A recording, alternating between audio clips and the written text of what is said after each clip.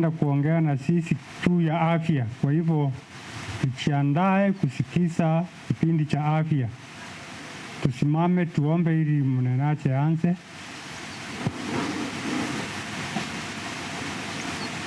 Baba na Mungu wetu, jina lako litukuzwe, liinuliwe Baba siku zote milele na milele. Ni asante Mungu Baba kwa wakati huu Baba Mungu wetu. Mnenaji anayeenda kunena Baba mbele ya watumishi wako Baba, mjaze Roho Mtakatifu anene yale yanayokufaa, yale yanayotoka kwako Baba Mungu wetu. Baba, afya ndio hai, atuongeleze vizuri yale yanatoka kwako Baba, ili tuwe na afya nzuri, tuendelee kulitangaza na kulitukuza neno lako Baba Mungu wetu. Ni asante kwa yote, ni katika jina la Yesu naomba na kuamini.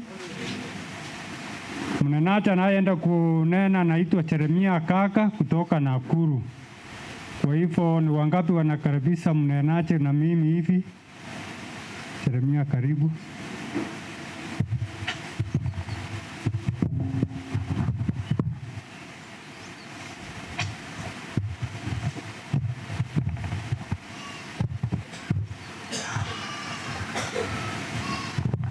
Amjambo wana wa Mungu. Bwana Yesu asifiwe. Amen. Bwana Yesu asifiwe. Basi tunamshukuru Mungu kwa sababu ametupea nafasi nzuri ili tuendelee kusikiza neno ambalo linatoka kwake. Pia nashukuru pastor ambao ameweza kutulisha kwa neno ambalo ni nzuri ya unabii ambalo linatuelezea mahala tunatoka na mahala ambapo tunaelekea. Kipindi hiki ni kipindi cha afya. Mara nyingi watu wengi wanaogopa kipindi hiki kwa sababu pengine wanafikiria ndataja yale ambapo ni chakula ambao pengine unapenda. Lakini hii ni mwongozo wa Mungu, na pia dada wetu ambaye anaitwa Helen G. White akaweza kupata maono na akaweza kuandika vitabu kuhusu mambo ya afya, na akatuelekeza kwa njia nzuri.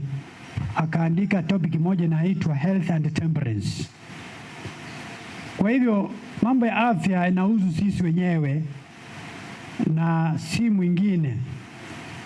Ningependa sisi zote tunapokaa hivyo, kila mtu angalie mkono wake. Sijui kama umeangalia kila mtu. Kuna mmoja pale naona bado amechelewa. Angalia mkono wako. Umeangalia? Basi mwandishi mmoja akaandika akasema kwamba health is in your hands. Hebu angalia. Afya iko katika mkononi mwako. Umeamini hivyo? Health is in your hands. Meaning kwamba wakati ambapo unapotafuta chakula, mkono ndio inapea mdomo, alafu ukameza chakula hicho. Si ni kweli? Mkono kama hamna, basi sioni itakuwa rahisi kukula. Kwa hiyo the health is in your hands. Mwandishi mmoja akaandika hivyo. Na kweli nikaamini wakati nafanya research ya afya, nikaamini kwamba my health is in my hands. Siku moja katika afya, kitengo kimoja ambao kinaitwa World Health Organization ambao kinapatikana pale Marekani, wakaamua kwamba watahusisha nchi nyingi ili waweze kuhusika na mambo ya afya. Na hiyo ni kitengo ambao kinahusu mambo ya ulimwengu na pia kinahusika na mambo ya afya. Wakaulizana, sasa afya ni nini? Hicho kitengo. Haya, maandishi ndio haya. Wakasema hivi: health is a state of complete physical, mental and social well-being and not merely the absence of diseases or infinity. Yani afya ni mambo ya physical and mental and social well-being. Mtu akiwa katika hiyo hali basi anakaa hali nzuri, na si kwamba infinity, yani mahali ambapo pengine disability or something of that nature. Wakaundua ya kwamba the only thing we can do ni kuungana watu wote ulimwengu ili waweze kukaa katika kikao ambao kinaitwa International Health Conference ambayo ilifanywa pale Marekani, New York. Kikao hiki kikakaa tarehe 19 mwezi wa kikakaa tarehe 22 mwezi wa Juni 1946, na wakakaa kote ulimwenguni, nchi zote wakishughulikia mambo ya afya. Walipokaa wakaongea tutafanyaje mambo ya afya. World Health Organization wakaamua kwamba on 22nd July 1946 the representatives of the state were 61. Nchi zote zilikuwa 61 countries in the world wanahusika na mambo ya afya, wanang'ang'ana kweli kweli. And imagine they entered into force on 7th April 1948. The definition has not been amended since 1948. Bado iko, hawajabadilisha. Wakasema mambo ya afya lazima ifanye nini? Aishughulikiwe. Another fashion, health is ability to adapt and self-manage in the face of social, physical and emotional challenges. Hiyo ndio mambo ya afya. According to the nutrition, hao ni wataalamu wa vyakula tena, nao wakasema hivi: health eating means eating a variety of foods that give you the nutrients you need to maintain your health, feel good and have energy. These nutrients include protein, carbohydrates, fat, water, vitamins, minerals, and all nutrition is about eating a health and a balanced diet. Hao ni wa nutritionist. Sasa tuingie mambo ya Mungu. How does the Bible define healthy? God's clinicians will work together in unity, ministering the spiritual, religious, social, emotional, and physical causes, manifestations, and complications of human brokenness and suffering. Hiyo ni mambo ya Mungu. All patients, all who need help, all who are ill, whether because of their own behavior or the actions of others, or are precious children of God. God is looking after these children, and He expects all His servants, that's ministers, to channel of His love without boundaries. Katika wale ambao ni waandishi ni waanzilishi wa afya katika kanisa la wa Sabato, alikuwa Joseph Bates, alikuwa Andrew Nevins, alikuwa James White and Ellen G. White. Katika 1863 walianzisha mambo ya afya mwanzo na ikaendelea mpaka sasa. Kwa hivyo mambo ya afya imeshughulikiwa na kanisa la wa Sabato tangu mwanzo. Mungu mwenyewe ameshughulikia mambo ya afya tangu mwanzo. Dunia kote ulimwenguni ambao ni World Health Organization pia wameshughulikia mambo ya afya tangu 1948 mpaka sasa. Hebu na tuombe. Mwenyezi Mungu, tumesimama kama viumbe vidhaifu jioni hii ili uweze kutuunganisha pamoja tuweze kuelewa neno ambalo linahusu mambo ya afya.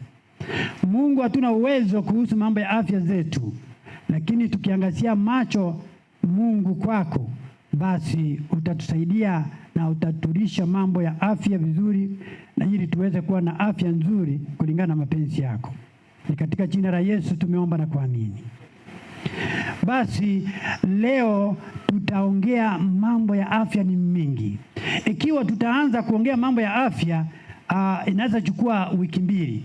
Kila siku afya tuwa 1 hour, 2 hours kuendelea hivyo. Lakini siku moja nikiwa katika kanisa lingine moja, nikatembea kama sasa nimenote kitu hapa kanisa hii.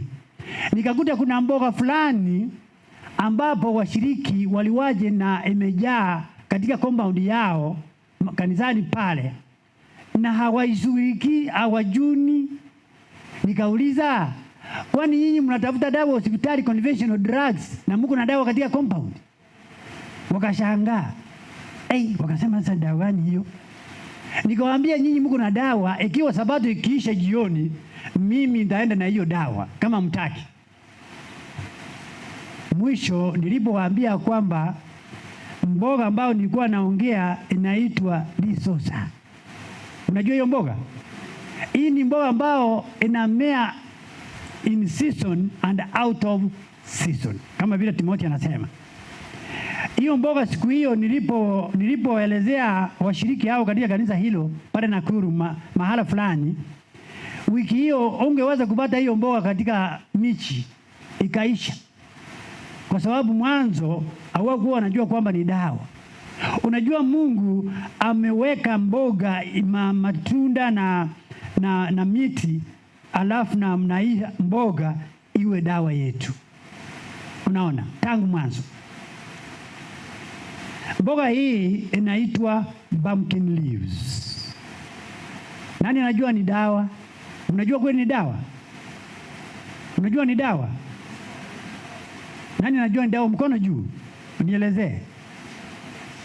Unajua ni dawa? Unajua ni mboga, si kweli? Lakini mnaipenda sana. Mbona kwako jioni haikuwa? Mimi nakuangalia na kuona wewe uko na mboga hiyo. Nikiangalia pale naona mmoja hakukula. Ulikuwa jioni mboga? Sioni mimi. Haya. Lakini kabla sijaingia hiyo mboga tuone madini yake nitusaidia kivipi kwa mwili. Ningeweza kuongea kwa sababu nitasahau kwamba wakati mwingine mimi nafundisha tena substance and drug abuse. Kuna kitu ambao washiriki wengi wakati ambao wanaenda safari wananunua na wanatafuna wakielekea safari ili midomo yao isiharibike, isionekane ni mbaya. Ni kitu gani hicho? Inaitwa body gum na jina lingine chewing gum ama nini? Ama chewing gum. BK. Watu wengi hapa mimi nawaona. Nikiangalia hivi, nimeona mmoja pale na mwingine pale. Hiyo chewing gum, hebu sikiza jina, imebatizwa. Imepewa kanisa la ubatizo, imepewa jina la ubatizo kwamba body gum, chewing gum, whichever name has been given. Lakini mara nyingi watu wale ambao wanatumia gamu ile ambao unaona wanafanya hivi kwa mdomo na kumeza ama na kunuza, mnawaonea vibaya sana, mnasema hao wameharibika. Si ni kweli? Si mnasema hivyo? Basi nikifanya research yangu substance and drug abuse, hiyo ambao unatumia ni jina tu, inaitwa chewing gum, na ile ambayo inatumika ambao unaona ni mbaya inaitwa aje? Gum. What's the difference? Ukisoma katika substance and drug abuse utaikuta iko mahali ambao group tunaita insolvent and inhalant, ambao ni dawa hatari. Kuanzia kesho utatumia sasa. Tutaendelea. The choice is yours. Si ni kweli? Uchague kama unaendana na gamu hiyo because it interferes with the brain. Tutoke hapo. Tuingie mambo ya pumpkin leaves. Pumpkin leaves ina madini mengi sana. Unataka nitaje? Haya. Faida yake ya kwanza. Ni wangapi basi unajua ameongea kitu mzuri hapa sana. Amesema kwamba lazima ujue kwamba utaseeka. Si ni kweli? Ukifika sikisi kama sisi unajua kuseeka, si imeingia tayari. Si ndio?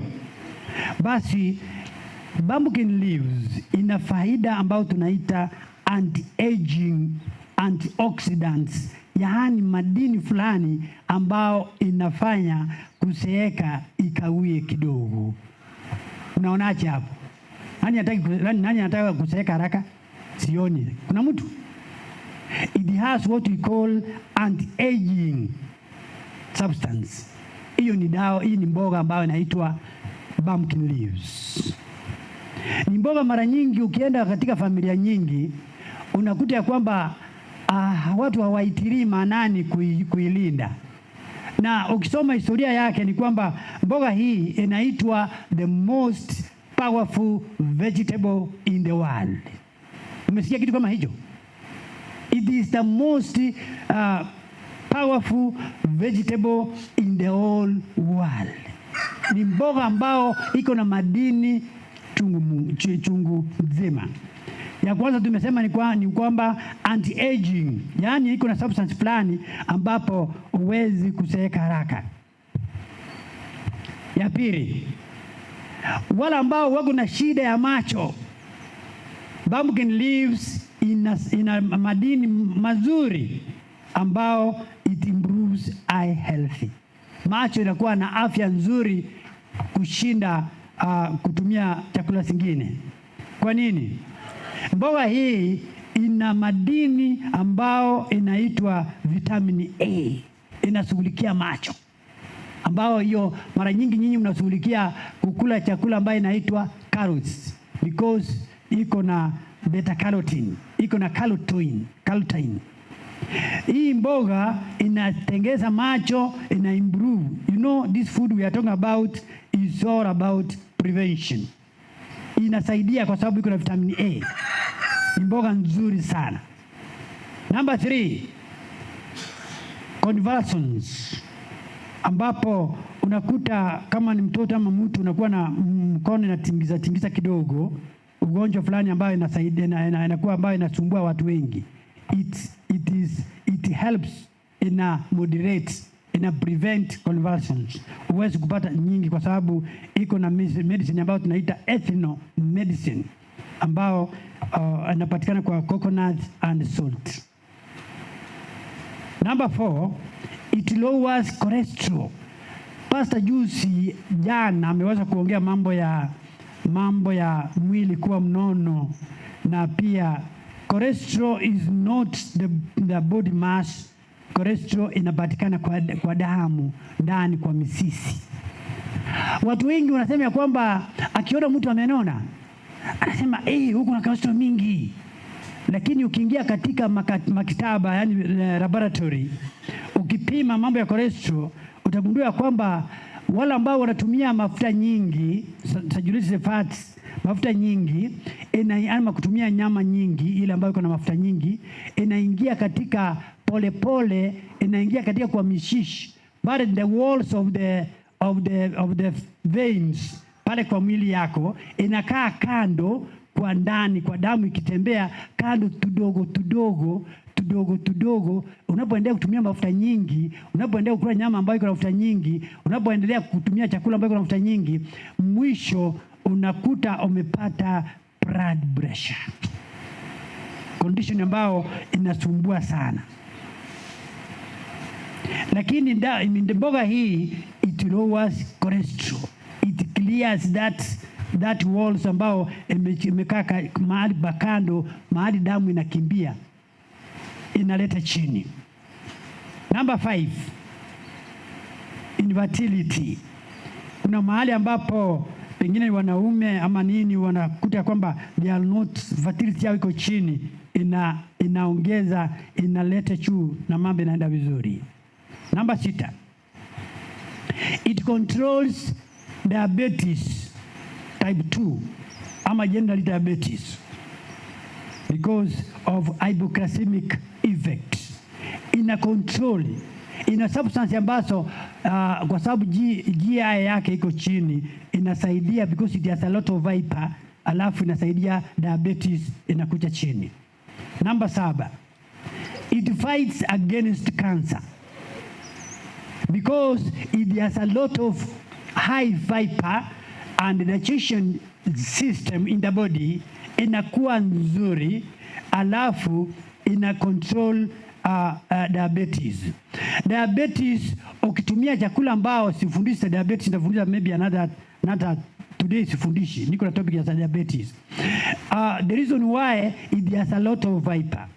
Ukisoma mambo ya digestion vizuri na chakula, inasema ya kwamba the moment you take quencher ama any soft drinks ambao ni chakula without nutritional value, inafanya mwili ikiingia pale kwa tumbo, digestion inakimbia haraka. The more you eat food ambao inaingia kwa mwili, digestion is too fast, inafanya sugar inaenda juu, alafu una develop condition ambao tunaita diabetes. Lakini hii mboga ina control because it has a lot of fiber. It keeps your bones strong. Why? Why does this mboga keeps your bones strong? Watu wengi wanapovunjika mguu, hata kuna mwingine hapa mmoja ama wawili wanajua marelative zao, when they have a challenge of surgical problems, unakuta ya kwamba wanaenda kutafuta mifupa ya ng'ombe. Sijui umesikia kitu kama hicho, ama mimi ndio sijui. Umesikia?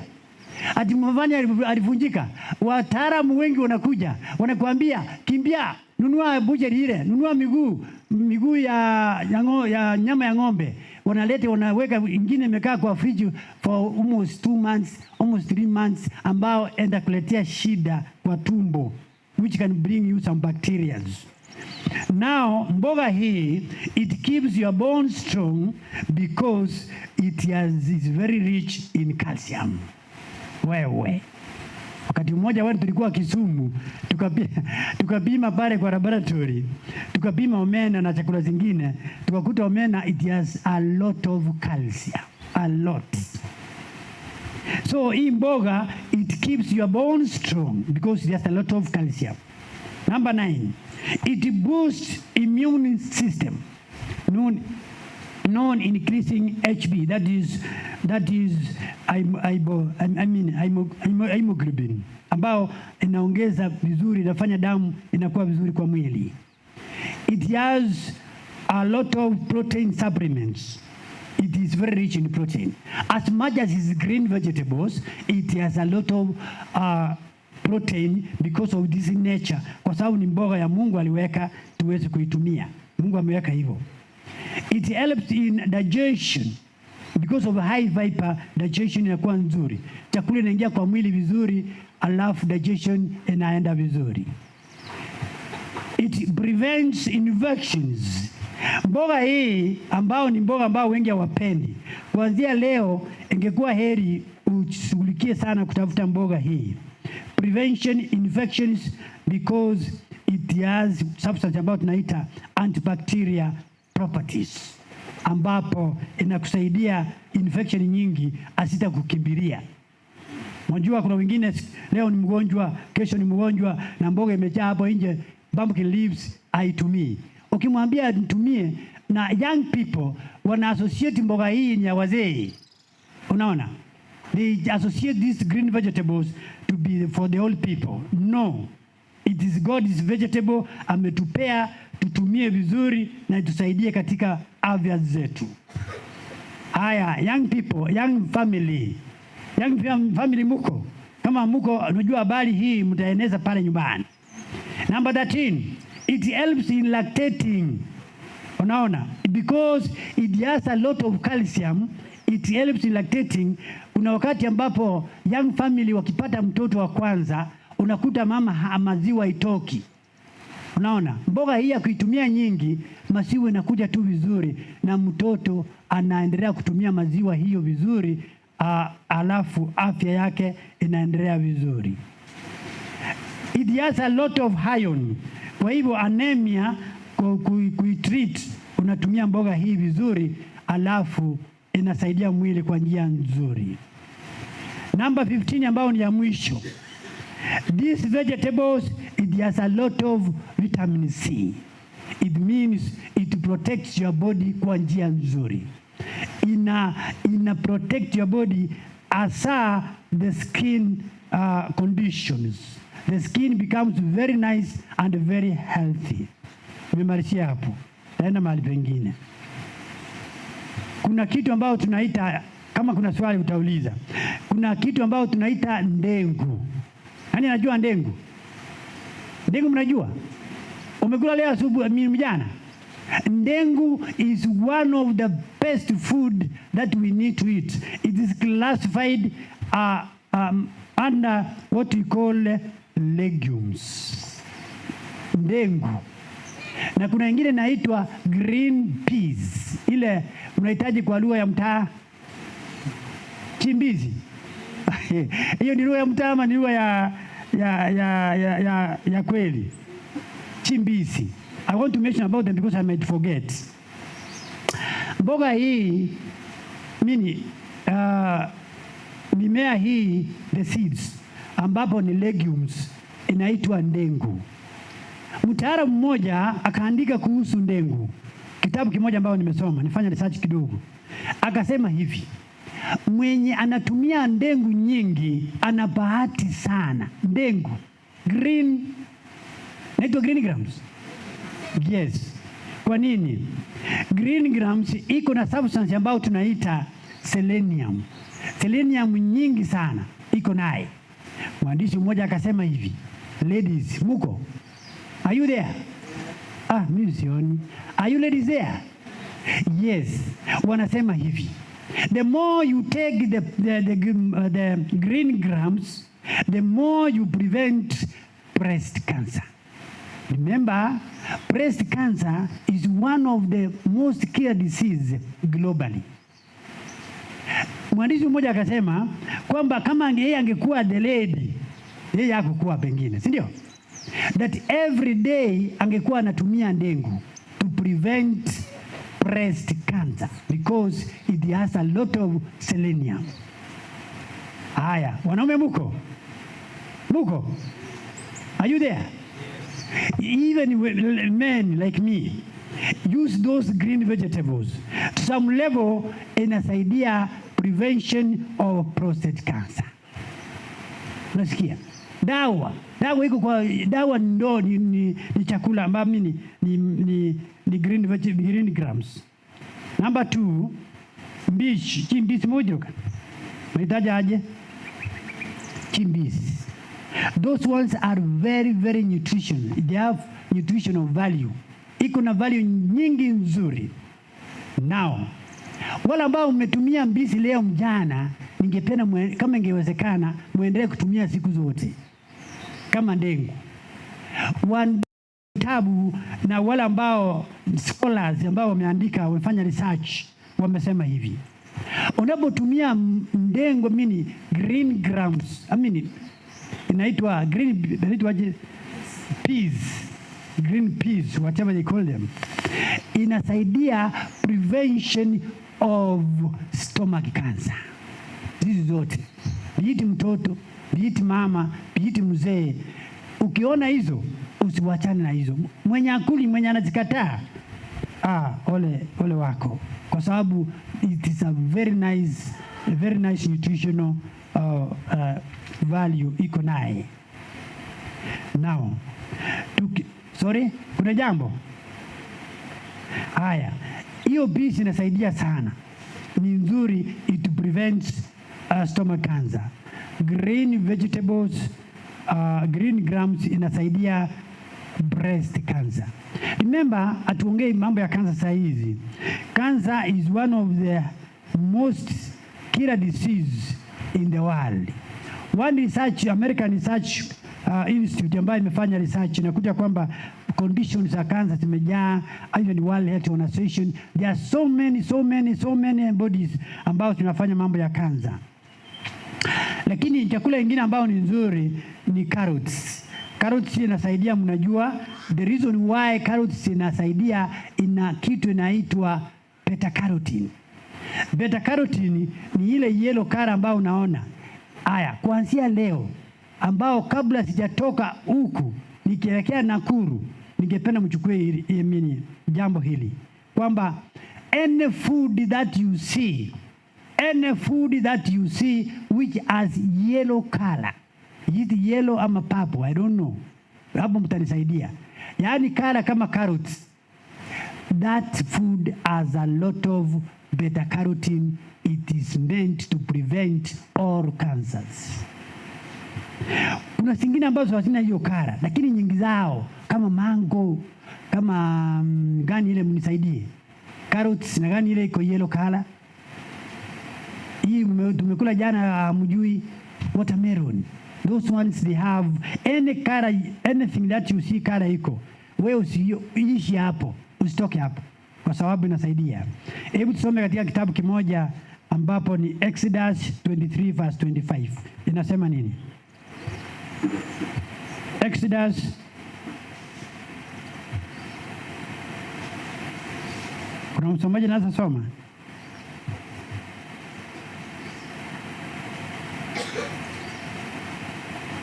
Exodus 23 verse 25 inasema nini? Inasema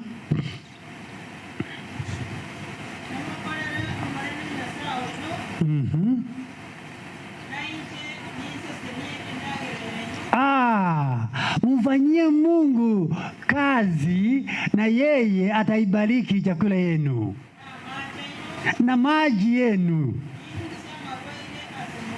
Mtatoa magonjwa yote kwenu. Mnasikiaje sasa? Mnasemaje? Kumbe Mungu, Mungu ni maajabu kweli. Yaani anasema kwamba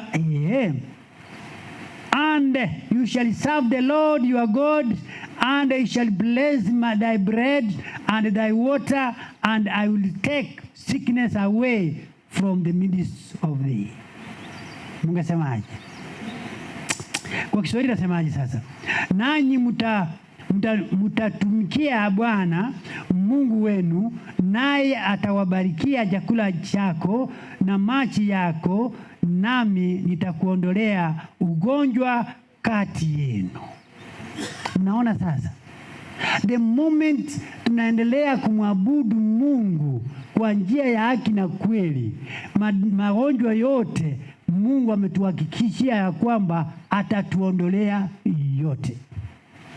Kitu ambao sisi si waaminifu. Hiyo ndio changamoto letu. Sisi tukiwa waaminifu, God has given us a very strong promise kwamba yeye atatutolea magonjwa yote. Atatuondolea na chakula yote ambayo tutakula ataibariki. Tutasoma tena sidi moja ambao wengi mnaipendi na ninajua wengi wiki hii mtaitumia, but very medicinal. Mtakubali tuseme hiyo? Inaitwaje? Nataka mseme. Inaitwaje? Hiyo mboga ambao si mboga, ni mimea. Tunaongea mboga, mimea, alafu tunaingia mambo ya obesity. Kuna mambo mengi yale basi ambayo amehusia juzi. Haya, ni mimea gani mnafikiria kidogo na amupendi? Ni gani ile? Omotere. Na ingine tena? No, mimea. Haya, kwa sababu ya wakati tuenda raka. The health benefits of zimzimu. Zimzimu na associate na Waluya na Wajaruo, ama mnasemaje? How do you associate this mimea, these seeds? Nani wanapenda kuikula? Ni Wakisii? Ni watu gani? Amuipendi? Haya, sikia. Simu seeds are very thin and very rich in nutrition. Very rich, very rich. Simu seeds have many potential health benefits and have been used in folk medicines for thousands of years. Sikia. Miaka mingi sana imetumika. Simu. Kitu ambao kidogo wakati ambao nilikuwa nasoma samani 1980, 79 somewhere there, nikawa nimeenda shule ambayo inaitwa Butere Boys. Hapo ndio nilikuta simu zimejaa katika soko ya Western. Nikaanza kufundishwa kukula, lakini nilikuwa nakula kwa sababu ya ile njaa ya form 1 na form 3 na form 4 hiyo. Lakini sikujua kwamba it has a lot of nutritional value. Lakini nikaisoea kiazi. Haya, simu inasaidia kutibu moyo, kutibu ugonjwa wa kisukari, arthritis, because it has a lot of nutritional value. Number 1. Simu kuitengeneza mara nyingi nifundisha na ulizwa utaitengeneza aje? Haya, simu ni tudogo, sisiko hapa sokoni. Unailete, unaikausha vizuri, unaweza kuikaanga kidogo kwa umbali, ukatafute yani asali, ukanyevorongosa. How do you say Kisii? How do you put it? You mold it, alafu inakuwa round, alafu it's easier for you to chew. That's how you can make it. Lakini uwe very careful. Watu wengi ambao wanatengeneza hapa town wanaweka sukari. Sukari ndio wanaitengeneza kwa sababu sukari pia inafanya molding inakuwa nzuri. Lakini kwako ningependa uweze kuitumia na asali, uikaushe kwanza kidogo, alafu weka asali na uitumie. It's good for fiber. As much as inaonekana tudogo, iko na fiber nyingi. Kuna mwandishi mmoja ameandika kitabu inaitwa Food and Healthy. Kitabu kimoja nasema kwamba more sugar, sikia, hiyo msahau, more sugar, less fiber, equal to diseases. Umesikia hivyo? Yaani wakati ambao unapenda kukula ile chakula ambao iko refined, hizo ambao ziko katika supermarket, refined food, haina fiber, ugonjwa inafanya nini? Inakutembelea. Ugonjwa ikitembea safari yake, unajua ugonjwa inakuwa safari yake ama haina? Inakupitia kwako kwanza. More sugar, less fiber, equal to diseases. Haya. Because it has a lot of vitamins. Source of vitamin B iko ni nzuri sana. It has a lot of vitamins. That is simsim. Tungeanza number 1 kwanza. Good source of fiber. Simsim seeds regularly could help increase your fiber intake and is well known for supporting the digestive system in the body. Number 2, simsim may lower cholesterol in your body. Some studies suggest that regular eating simsim seeds may help you decrease high cholesterol in your body, and which are risk factors for your heart condition.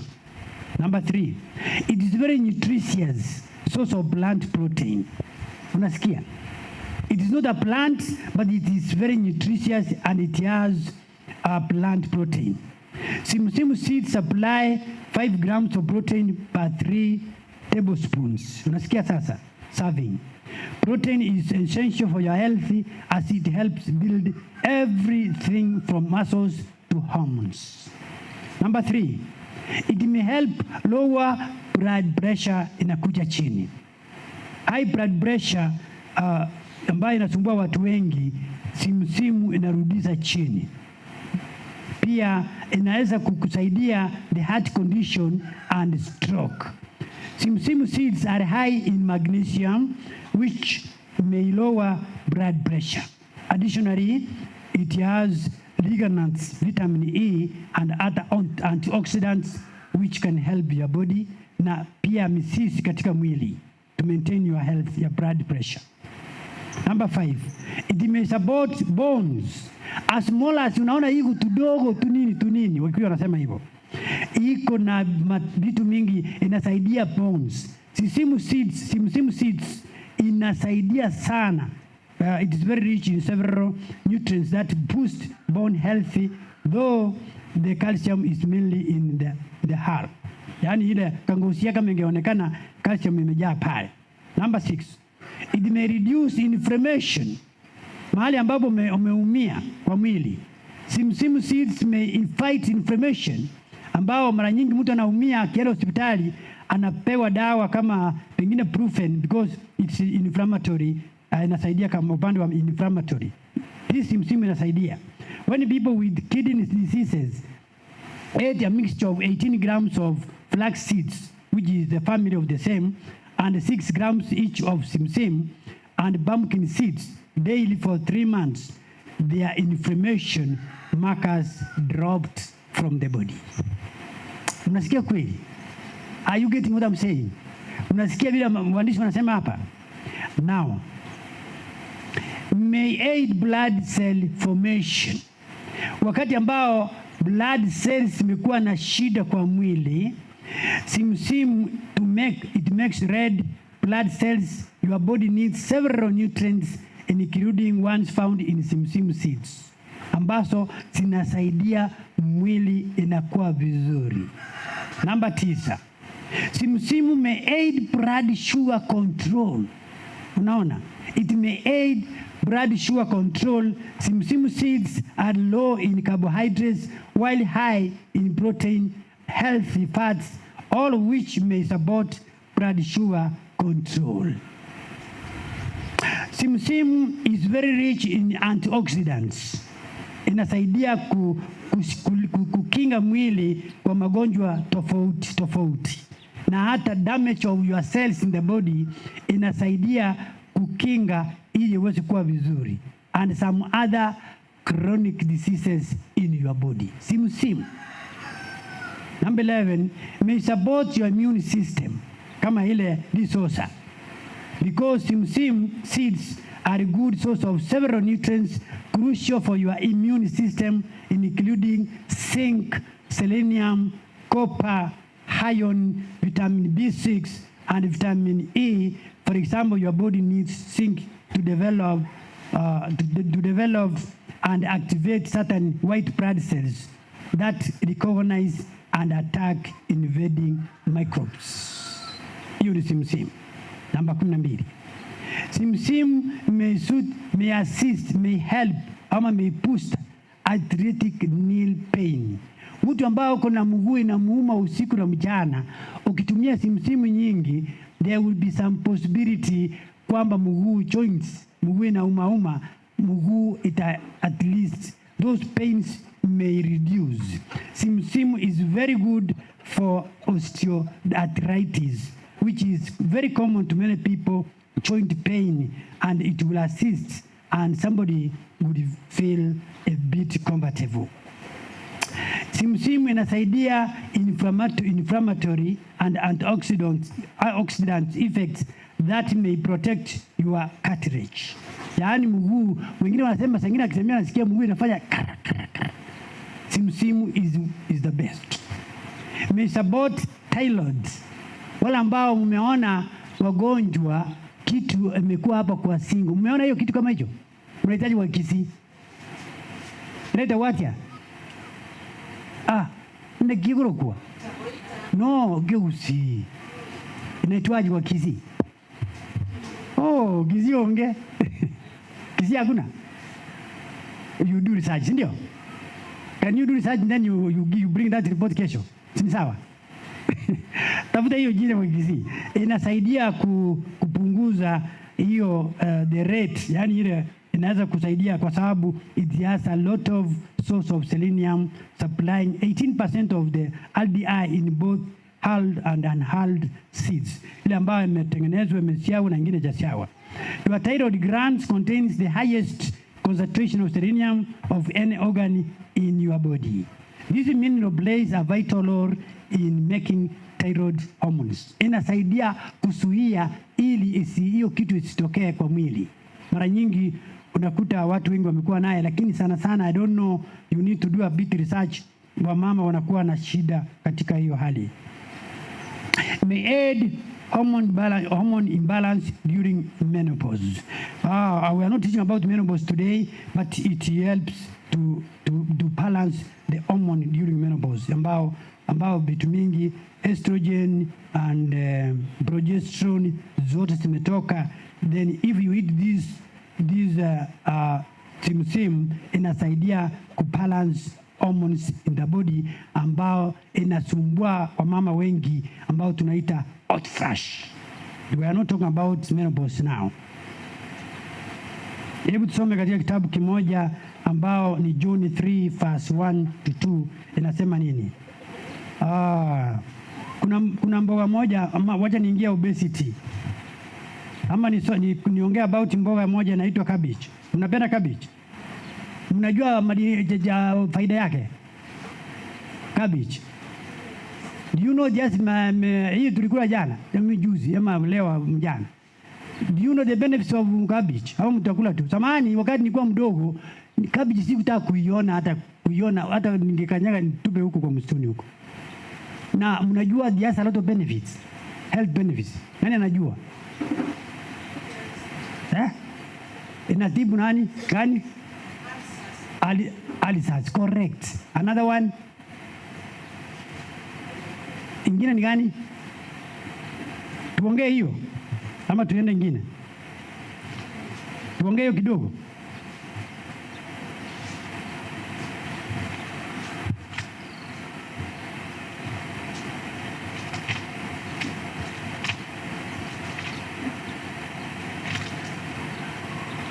Health benefits of cabbage vegetables. Samani sikuwa najua ni dawa. Nilikuwa naidharau aje, ama nyinyi mlikuwa mnaipenda tangu mkiwa watoto wadogo? Hii mboga ina mambo mengi. It is anti-ulcer. Fresh plant juice, drinking from half a glass to 1 glass, that is 3 days or 3-4 times daily before each meal, all on an empty stomach. Cabbage juice is recommended for gastrointestinal ulcer, which cabbage is able to heal. Yaani ile ulcer ambao watu wanakuwa nayo ya tumbo pale chini kwa mwili, hii inasaidia sana sana. Ukiwa na hiyo kitu utatumia ni kwamba instead ya kukula, ukikula itachukua muda mwingi kutoa hiyo shida. Wataalamu wanasema hivi, unatengeneza muko na ile juice extractor, sio hapo? Si muko nazo nyumbani? Si muko naye?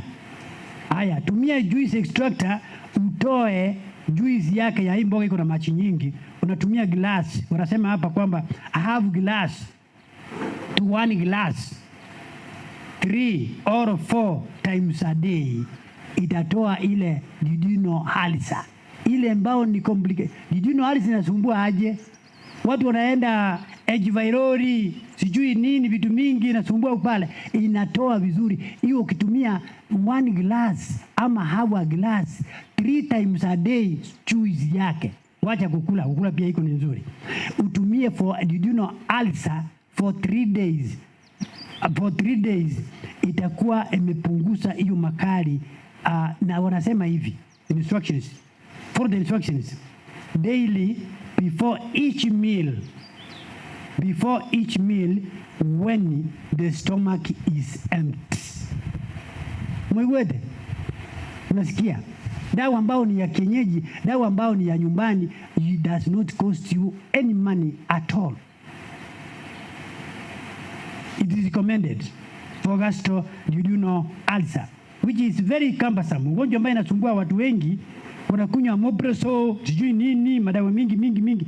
Ina dawa iko nyumbani. Naona Mungu aliweza kutengeneza dawa vizuri sana.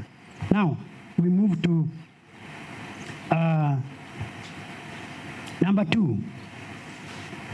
It is anti-anemic. Inasaidia yani watu ambao wako na shida ya anemia na wasumbua now and again. Ukitumia mboga nyingi inasaidia sana kuleta HB juu. It is very nice. It is also very good for diabetic people because it decreases the level of sugar in the blood. Because inapoingia kwa tumbo, digestion yake haiendi haraka. Wale ambao mnatumia the Quencher and all those, unakuta sukari inaenda juu. This one is very nice. When ikiingia kwa tumbo, digestion is slow. Any food that you take, that's why wataalamu wengi wale ambao wa vyakula wanasema hivi, usitumie chakula ambazo kama makwenja hizo refined foods. Zikiingia kwa tumbo, within a short time zimeanza kuingia kwa damu. The more the food digestion is too fast kwa tumbo, is likely to raise blood sugar. Unaona? Cabbage inasaidia kutibu wounds na skin conditions. Cabbage when applied as baltics heals infected places, ambapo cabbage unafanya hivi, unaitengeneza, inatengeneza wound. In fact, some books ambao nimesoma hivi karibuni vinasema very septic wounds. Yaani vinonda vile ambao vina kichwa ngumu, cabbage inatibu. How? Cabbage unaikula, inasaidia kwa mwili kama chakula na pia ni dawa. Tumesema hapo. How do you use it as treating the wounds? In fact, wanasema it treats the most septic wounds. Yaani vinonda sugu. Vile ambao wale ambao ni daktari yako hapo namjua, tumefanya na hii kazi miaka mingi katika idara ya afya, anasijua. Zile ambao pengine unaweka sukari hiyo bakteria ikimbie pale au isikii kinonda sugu. Cabbage inatibu. How? Wanasema hivi, ile mahala ambapo kinonda kiko kimekataa, unasafisha vizuri with ile dawa ambayo inakuwa recommended. Na ikiwa huna dawa ya kusaidia kusafisha vizuri, you can boil water kabisa, ichemuke kabisa, bakteria zote zitoke, na uweke kachumvi kadogo kwa umbali ili usugue pole pole. Alafu ukidry vizuri ikiwa very clean, alafu unaenda unatafuta hiyo mboga, ile matawi yake makubwa, inakuwa matawi makubwa, unaweka kwa moto, you steam it. When you steam, alafu unawekelea kwa kinonda pale, alafu una bandage. Every day you make sure you wash it clean, you bandage. Every day you bandage. Ile maji ambayo umesteam that cabbage ikiingia pale kwa ile kinonda, basi ile maji ikiingia ndani itaendelea kutibu ile kinonda na utapona bila kutumia pesa zozote. How much will you spend? Pengine ununue the ghost bandage ambao ni shilingi kama maybe 50 ama 100, alafu ununue mboga 30 shillings, alafu upone, ambao kama ungeenda private clinic ungeteseka na pesa nyingi. That is cabbage. Hapo tuko pamoja? Tumesikizana vizuri? It is anti-cancers. There is evidence that cabbage can act as a preventive in the formation of cancerous tumors in the body. This is likely due to its content of carotene. Carotene iko pale katika hiyo mboga ambayo inasaidia kutibu mambo ya prevention of cancers. Cabbage, 1 cup of fresh cabbage juice is taken internally, also applied to the warts. Unajua warts ni nini? Warts mnajua? Warts mnajua? Hebi cheke, naitwaje? Unajua hebi cheke? Hapa si Kisii basi. Hapa ni Kisii kweli? Mbona sisikii sauti? Unajua hebi cheke? This cabbage una apply pale mahali cheke kiko. Another treatment for hebi cheke. Niwaambie. Ama hiyo condition haiko Kisii. Nyinyi mko clean. Is it there? Why you not steam kuitikia? Hebi cheke, cabbage ukisteam pia unaweka pale kwa hage cheke pale kila siku una steam, ama unaweka tu ikiwa mbichi, una hiyo maji yake kwa hage cheke throughout. After a short time utaona kimepotea, kimeisha. Na kitu kingine ambayo inatibu hebi cheke ni ile mboga ambayo inaitwa onion, kitunguu. Kitunguu inatoa vizuri sana. The same unakata, unasigikia pale. Sasa unasigikia, unakatia mboga tena unatengeneza mboga unakula. Imagine unakula kama mboga na pia unatibu pale, hebi cheke inapotea yote. The warts, they disappear.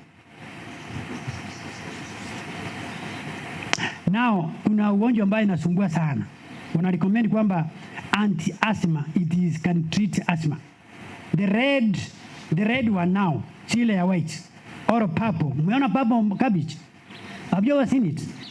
Have you seen the red one? Wanasema hivi wataalamu. I've read books about maybe 3 or 4, but they talk the same thing. The red or purple cabbage juice, you wanna make the juice, made into a syrup, is recommended for chronic asthma treatment. Are you getting it? It treats that. Haya, tunaenda ingine. Immune system booster. Cabbage has a very high content of vitamin C, therefore helps in strengthening one's immunity system and also assists in curbing free radicals, that is mambo ya cancer. Number 8, it eliminates the risk of cataracts. Unajua cataract ni nini? Wale ambao si wa hospitali, nataka wale ambao si wa hospitali wasijui hii. Unajua hiyo ni nini? Unajua cataract ni nini? Mumanyete. What is it? Unajua hii ni discussion tu. What? Kwa macho. Basi hii inasaidia ku eliminate the risk. Are you getting me? So it's a event, kama pengine ingekuja mapema. kula hii mboga nyingi, cabbage kula mingi. The beta carotene content in cabbage helps in prevention of macular degenerating of the eyes and therefore keeps cataracts at bay. Inakaa mbali huko, kwa huko, ikae huko. Wamama muko? Ladies, are you there? Nyinyi mnapoteza pesa huko kwa kunini? Mnahitaji ya nywele hii mnahitaji? Shampoo, something that nisaidie. Ile ya kutengeneza nywele, kuweka mafuta ile ya kutengeneza vizuri. Mafuta ingine inaitwa shampoo. It stimulates hair growth. Cabbage has a high content of vitamin A. Vitamin A is an antioxidant that stimulates hair growth. Nywele nataka nywele kuwe smart, iende juu. Applying a mixture of boiled cabbage, ile imechemshwa, and freshly squeezed lemon. Are you getting that formula? Msipoteze pesa huko. Unaona, hiyo pesa hata mletee kanisa ifanye kazi. Don't waste money. Ladies, are you there? Haya, sikia. Applying a mixture of boiled cabbage and fresh squeezed lemon juice on the scalp barbecue can facilitate hair growth. Nywele inakuwa tu nzuri. Formula: mash half cup of boiled cabbage and half cup fresh lemon juice in a blended to form a thick paste. Massage this mixture on your scalp, bale kwa kichwa. Leave it for 30 minutes and then shampoo, mnaelewa your language, and condition your hair as usual. This can be done twice a week and your hair will be very nice. Unaona sasa? Kuna kitu moja nataka kuongea mwisho tumalize. Sasa Misha.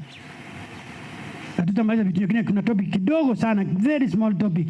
Singine tutaongea kesho mambo, kama tutapata nafasi kesho tutaongea obesity na singine nyingi. Tutaongea. Allow me talk this one first. Tusome katika Biblia yetu.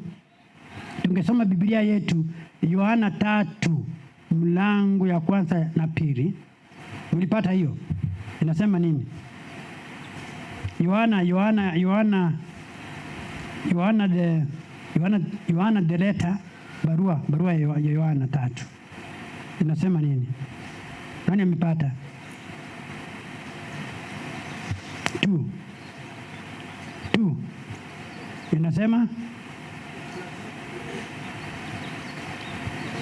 Inasema mpenzi, naomba ufanikiwe katika mambo yote na kuwa na afya yako kama vile roho yako ifanikiwavyo.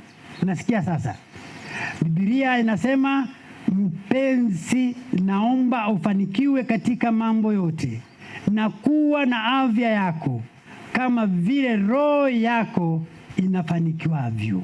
Mungu anasema. Ungesemaje? Basi tukitoka hapo, Mungu ametuagiza kwamba mpenzi, naomba ufanikiwe katika mambo yote. Mungu atatufanikisha mambo yote ikiwa tutakuwa watiivu wa kufuata sheria za afya. Sheria ya afya, mimi sitaongea mambo ya nyama, lakini nitaongea mahali fulani mambo ya research ambayo imefanywa katika kote ulimwenguni, mtasikia maybe kesho. Haya, health hazards, air fresheners. Unajua air fresheners? Nani anajua air fresheners? Hakuna mwenye watumia hapa? Si watumia? Ladies, are you there? Other men, ile ya kufanya hata kwa bedroom huko. Nyinyi hamjui maneno? Kumbe naongea watu wageni hawajui maneno. Ladies, young ladies Mungu. See, even men they do use. Si ni kweli? Even all ladies they use. Because sinakuwa nzuri ukiingia room bedroom. It is very nice. Unasikia sasa, especially young couples. Young couples they are advised pale, si ati kanisani, si ati watu wa afya. Wanaambiwa ukienda kwako ukiolewa ukiwa mpya, you make sure the bedroom is fresh. Sinakuwa fresh, ni kweli? See, it is fresh. Are we cheating? Sinakuwa fresh. Young couples, you are here, I know. One or two they are here.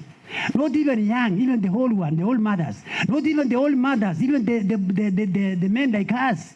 Tunatumia asubuhi unaenda kwa room unapiga hapo. Unaenda kwa ugenini. Alafu sasa unanukia tu manukato vizuri. Ukiongea ama ukiwa kwa ugenini, people knows this is very fresh kama ni lady, kama ni mama, unaongea kwa mkutano. Sasa kama graduation ya mtoto yako, watu nasikia tu hey, fresh. Ni kweli? See this there. Hebu sikia leo, ni topic kidogo sana, inachukua muda mfupi. A good number of people use air fresheners in their homes to ensure that the hair remains fresh. Hair sinabaki fresh. Nataka mnisaidie. Si hair inabaki fresh. Ukipiga hiyo kitu kwa room ama kwa hapa, sinakuwa fresh. Are you sure? Inakuwa fresh.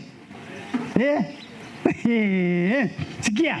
A good number of people use air fresheners in their homes to ensure that the air remains fresh throughout the day. Nguo inanukia vizuri, hata naweza kukufuata kwa mahindi mpaka nikufuate mahali umesimama. Mmesikia kitu kama hicho? Ukiingia kwa mahindi hapa kwa jinsi yako pale, I will follow you mpaka nikupate mahali umesimama. Hiyo ndio fresh, ndio? Sikia, mtasikia leo. Mambo imechemuka. But you do not know that, let me repeat.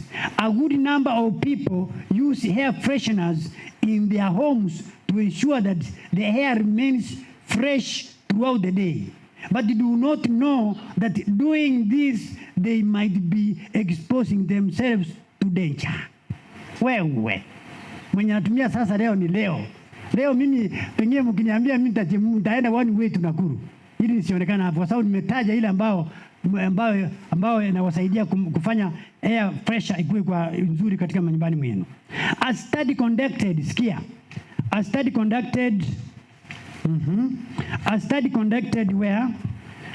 by the US National Resource Defense Council.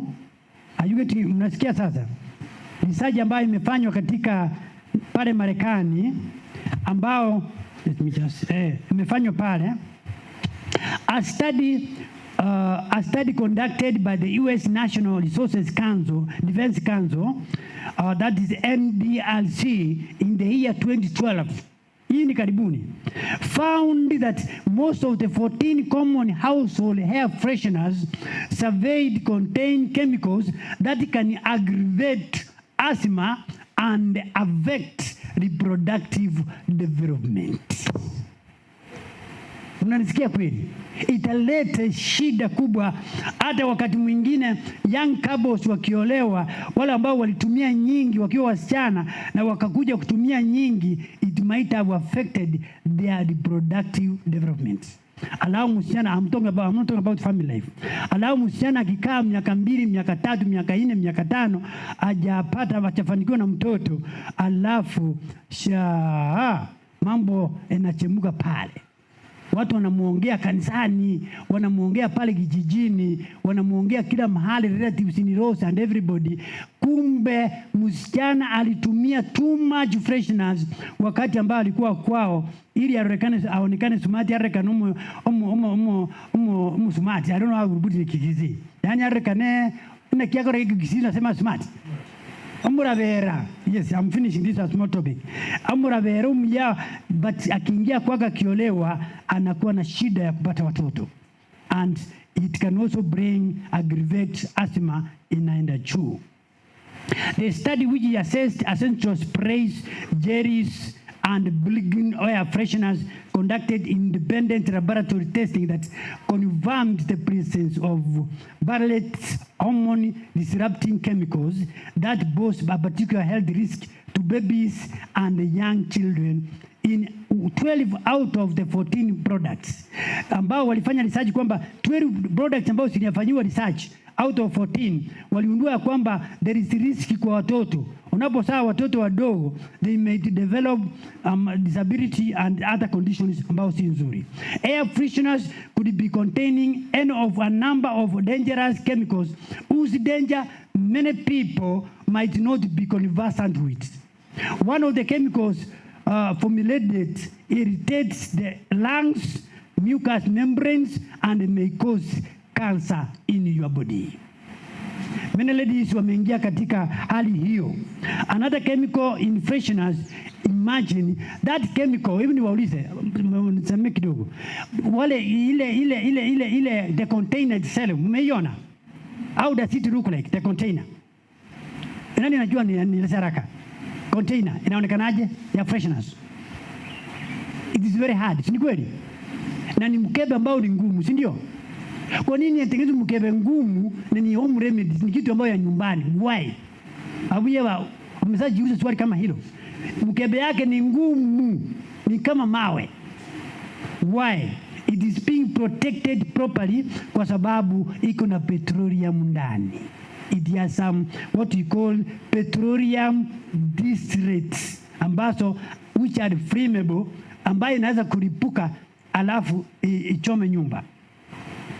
Irritates na macho, inaharibu macho, inaharibu the skin and inaharibu the lungs and may cause a fatal pulmonary edema in sensitive individuals like individuals kwa mwili ama kwa moyo.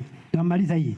Some air fresheners contain vitu mingi ambao inaharibu mwili kabisa. It is toxic, irritant, ambao inafanya mwili iweze kuwa mbaya zaidi. It can affect the nerve system in your body and it will damage completely.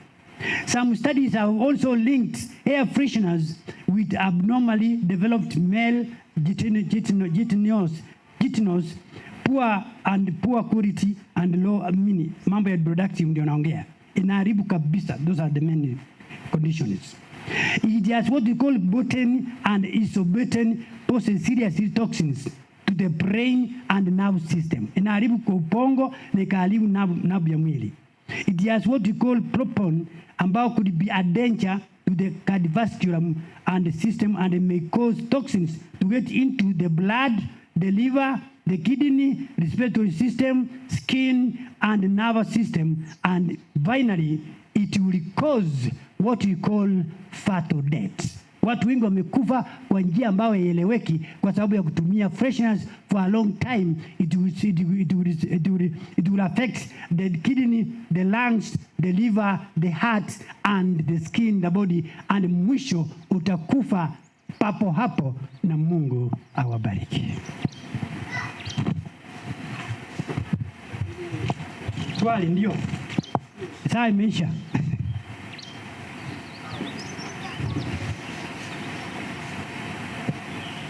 There was a question.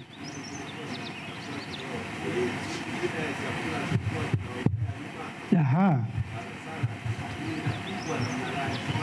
Kama gani taja hiyo nikuelezee. Resource.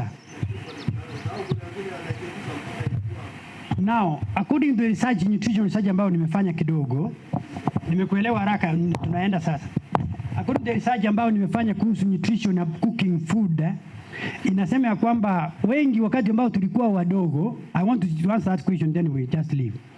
Wakati ambao tulikuwa wadogo, tulikuwa naambiwa kwamba ukitaka kukula mboga nzuri, you must fry. Si ndio? Unakaanga tu alafu isipoteze madini. Si ni kweli? Now, according to research ambao tumekaa na nutritionist wengi, na pia nimesoma vitabu ya nutrition ya conventional, na nimesoma vitabu ya vyetu vya wasionzi wa Sabato, inasema ya kwamba you should cook your food properly. There is nothing wrong inaharibika pale. Mimi najua mtanipinga lakini nitakuelezea. When you cook the food, mboga vizuri hivi kawaida vizuri, there is something inaitwa oxalate. Oxalate is a substance ambayo inapatikana kwa mboga, those greens. The moment oxalate itoki, inaenda kuzuia the calcium which is going to be there and the iron for digestion ingie kwa mwili. They recommend it's better you cook the food well for easier digestion, but uweze kulose vitamin C ndio peke yake inakufa. Vitamin C utapata kwa matunda wengi, watermelon, orange, inaitwa banana fruit, all those fruits, kiwi fruits and the rest. You will get them from there. But if the moment unasuia iron pale, inaenda kusuia oxalate, inapokosa kukufa, inasuia the absorption of iron and calcium in the body. Sasa nimekujibu ni kuchemusha. The more you unachemsha vizuri, the more digestion, absorption inafanyika vizuri kwa mwili. Tumalizia hapo. Mbarikiwe sana. Hebu na tuombe. Simama.